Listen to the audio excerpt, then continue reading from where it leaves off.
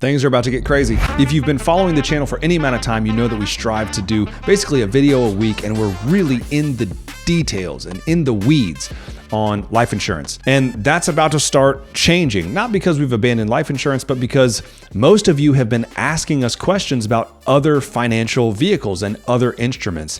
And we've been forced over the last 10 years or so to really start hiring and adding expertise in other areas, to the point where just this last month, we've been asked to basically get on the radio and local TV here in the Atlanta area, which means I'm going to be spending a lot of my time doing content for radio and TV, and you're going to start seeing some of that show up on our Cash Value Life Insurance Reviews channel because we wanted to share it with you. Now, it's a little bit different. If you know anything about radio and TV, you have time limits. Here on YouTube, we have no time limits, and we can basically say whatever we want. That's different on TV and radio. So the content's going to be a little bit different. It's not going to be as in the weeds, but it certainly is going to strive to be educational and entertaining. So you'll be seeing some of that over the next coming weeks, months, and over the next years. Today, we're going to be talking about charitable remainder trusts, and I'm going to try to make it super simple and use a client example so you can get a feel for how a charitable remainder trust might work.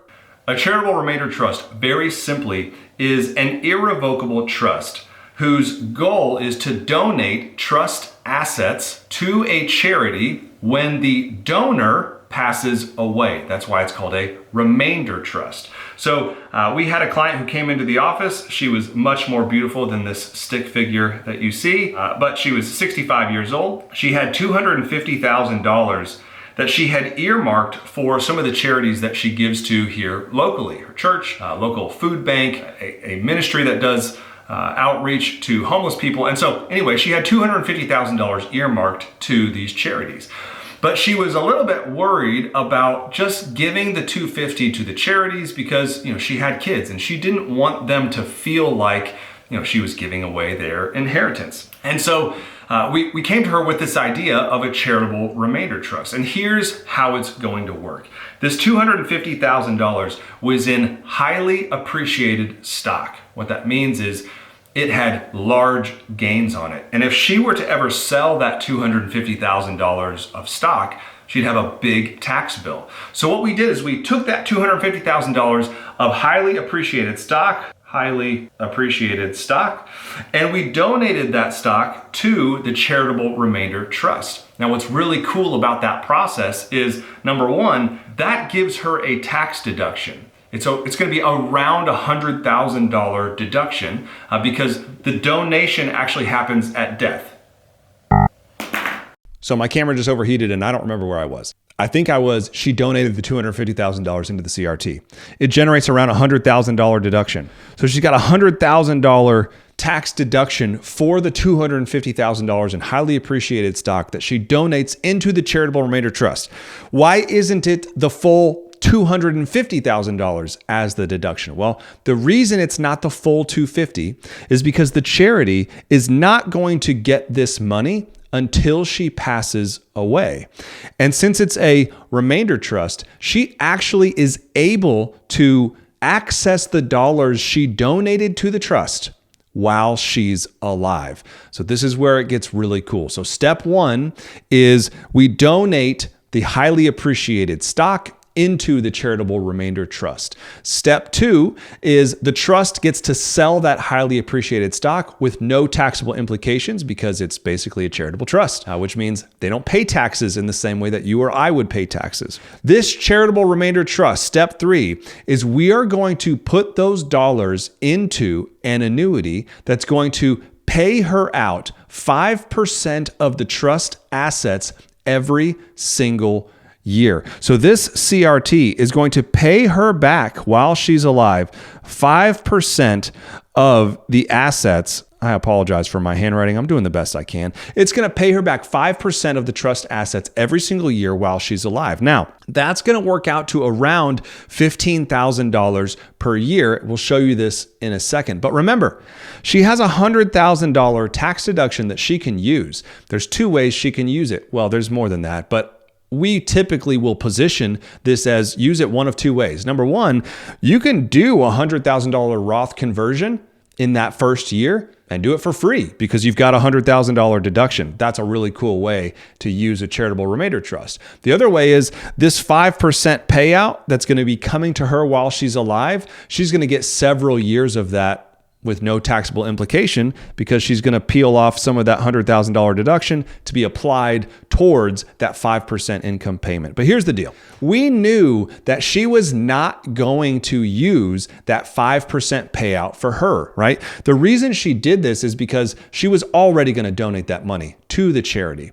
The reason we used a charitable remainder trust is twofold. She had highly appreciated stock, and two, she was a little bit worried about kind of the conversation with her kids. She's donating a large chunk of money to some local charities, and they knew about it, and she didn't want them to feel like, they were missing out. So here's where it gets cool. I'm going to share my screen and we'll just walk through this and show you exactly what we did. So $250,000 went into this particular annuity. This annuity does have a bonus up front, so you can see the accumulation value is $300,000 right out of the gate. This is assuming around a 6.2% annual effective rate. None of that really matters. All I want you to understand is conceptually how this transaction works. So don't worry about the numbers for now. The numbers don't really matter. Don't worry about how old she is. Don't worry about what product this is. None of that matters. What matters is this is a strategy that can be deployed for various amounts of dollars, for various time frames, and when it works beautifully. So $300,000 goes in. We start paying out the 5% of the trust assets every single year. And in case you feel like that doesn't match up, the 308 is what's generating the 15,404. So 308,078 times 5%, 15,40. I think it's actually 15,439.9. Okay, so 15,404. And every single year, that's what's happening. The trust assets are being paid out 5% per year. She's not spending all that money. So here's what we did. And this is where it gets really cool. We bought a life insurance policy with a portion of that $15,000 payout to the tune of $250,000. So this is where it gets so cool. Let me show you this policy. This is a protective policy. Again, it doesn't matter. The company doesn't matter. Her age, none of this matters. Just see the structure and know that if you're the right age, this is how it could work. She's 65. So we buy a $250,000 life insurance policy. That's how much she donated in highly appreciated stock into the Charitable Remainder Trust. That Charitable Remainder Trust gave her a about a $100,000 tax deduction. She can use that however she likes. Roth conversions or the $15,000 in income can be tax-free for a few years. Out of that $15,000 payment, we need $6,000 to buy this life insurance policy. So we get $15,000 a year for several years. It can be tax-free. We're going to take about a third of that and buy a life insurance policy for $250,000. And how does this work out in the end? Well, the money that she donated into the Charitable Remainder Trust at death, let's say she makes it to age 90. At death, her beneficiaries are getting $250,000, the same $250,000 that she donated into the Charitable Remainder Trust. So her beneficiaries are made whole. While she's alive, she's able to basically spend $9,000 a year off of the Charitable Remainder Trust, and $6,000 a year go to purchase this life insurance policy. And the trust, when it's all said and done at age 95, the trust is going to receive $428,000. The trust gets $428,000. Her beneficiaries get the $250,000 that she gifted to the Charitable Remainder Trust in the first place. And she's able to spend around $10,000 a year. For the first several years, it can be tax-free because of the $100,000 tax deduction that was generated up front. Now, it doesn't always work like this, right? This just happened to be a healthy 65-year-old lady who was charitably inclined and had the money to make this work. If she wasn't healthy, it might have been a different story. If she was 85 instead of 65, could have been a different story. There's all kinds of reasons why this may not work, but in this particular case, it worked beautifully. Why are we talking about it? Well, We believe strongly in being charitably inclined. We believe that there's something good for you when you are working for causes that are not self-centered. When you're doing things for other people, it always comes back to you. And so we love working with charitably inclined people.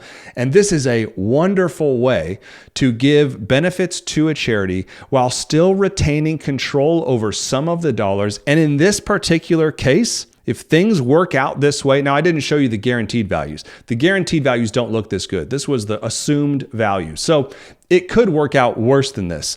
But even if it does, she's still going to be able to pay for the life insurance policy and fully replace the $250. There it is again.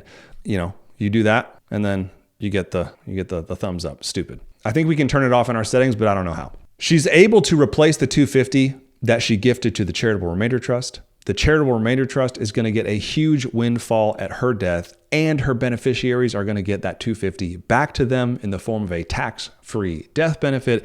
And that is when financial planning is really fun and enjoyable. If you're charitably inclined, you should consider a charitable remainder trust. It could be a great addition to your portfolio, and there are some really cool ways that you can actually use it. We just showed you one example. This would be just considered a charitable remainder trust. There are NIMCRUT trusts. There are all types of charitable trusts that can generate income. This is the one that we went with for this particular client. It worked beautifully, and we did it without taking a ton of risk in the market. So pretty darn cool. Hopefully this has been helpful. If you have questions, let us know. You can let us know in the comments below, or you can go to our website, leveragedwm.com. Up at the top, you'll see Ask Us a Question or Book an Appointment. Either of those two links is going to get you where you need to be. Until next time, take care.